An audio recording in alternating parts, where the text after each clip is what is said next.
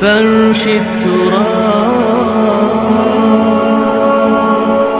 يضمني. Number 2، نماز پڑھتے ہوئے مجھے یہ احساس کیوں نہیں ہوتا کہ میں اس کائنات کے رب کے سامنے کھڑا ہوں؟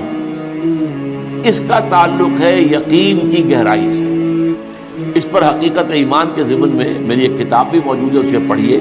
اور میں نے پچھلے دنوں 40 نبوی جو ہے اس کی جو حدیث کا درس میں دے رہا ہوں جمعے کے خطبات کے اندر، اس میں بھی اسلام اور ایمان پر بڑی مفصل بحثیں میں نے کی ہیں. اس کے بھی آڈیو ویڈیو موجود ہیں. ایک ہے ایمان جس کو آپ کہیں گے لپ سروس، زبان سے ہم کہہ رہے ہیں کہ ہم نے اللہ کو مانا، رسول کو مانا، قرآن کو مانا، کتاب کو مانا، نبیوں کو مانا، آخرت کو مانا، روز قیامت کو مانا، جنت کو مانا، دوزخ کو مانا. یہ ہے ایک سطح. ابھی آپ کا یقین دل میں قائم نہیں ہے. اس وقت تو ظاہر بات ہے کہ آپ کا قول کچھ اور ہوگا، عمل کچھ اور ہوگا. اس لیے یقین تو ہے ہی نہیں، یہ تو صرف قول ہے. ذالک قولهم بافواہہم، اپنے منہ سے بات آپ نکال رہے ہیں صرف، لیکن یہ دل میں نہیں ہے. اچھا، اب دل میں اتر جانا بھی اس کے درجے ہیں. اس درجے اتر جانا کہ آپ ہر وقت یہ محسوس کریں کہ اللہ مجھے دیکھ رہا ہے، یہ ہوگا تو یقیناً پھر آپ کو نماز میں بھی لطف آئے گا.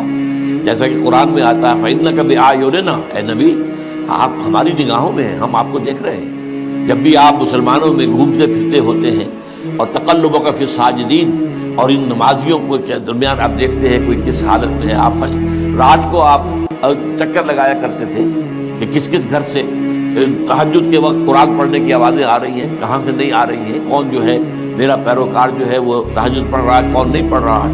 اسی میں وہ واقعہ آتا ہے کہ آپ گزرے حضرت ابوبکر کے مکان کے پاس سے، اور مکان آپ کو معلوم ہے وہاں کوئی کنالوں میں تو ہوتے نہیں تھے، وہ تو چھوٹی چھوٹی جو ہے وہ جھونپڑیاں تک سمجھ لیجئے، معمولی سے مکان، بہت وہ ایک دو کمرے کے جو ہے کوٹڑیوں کے، کمرہ نہیں کہنا چاہیے، مکان. تو ظاہر بات ہے اس کے اندر اگر کوئی شخص قرآن پڑھ رہا ہے تو باہر سے گزرنے والا سنے گا. تو حضرت ابوبکر کا آپ نے دیکھا کہ بہت آہستگی سے پڑھ رہے ہیں، حضرت عمر کو دیکھا کہ بڑے زور شور سے پڑھ رہے ہیں. تو اگلے دن صبح فجر کے بعد پوچھا کہ ابوبکر تم یہ اتنا آہستہ کیوں پڑھ رہے تھے؟ انہوں نے کہا میں اس کو سنا رہا تھا جو سنتا ہے. اللہ کو سنانے کے لیے بلند آواز سے پڑھنا تو ضروری نہیں ہے.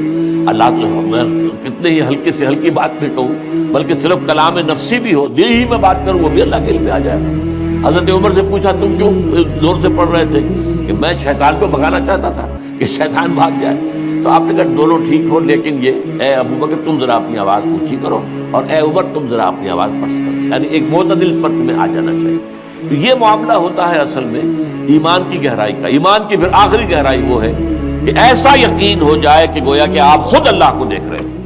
یہ جو احسان کی تعریف بیان کی حضور نے حدیث جبرائیل کے اندر، ان تعبد اللہ کانک تراہ فإن لم تکن تراہ فإنہ یراک، اس حالت میں اللہ کی بندگی کرنا، اللہ کے لیے بھاگ دوڑ کرنا. ان تعمل للہ کانک تراہ، ان تخشى اللہ کانک تراہ، اللہ کا خوف تم پر اتنا ہو جائے گویا کہ تم اللہ کو دیکھ رہے ہو.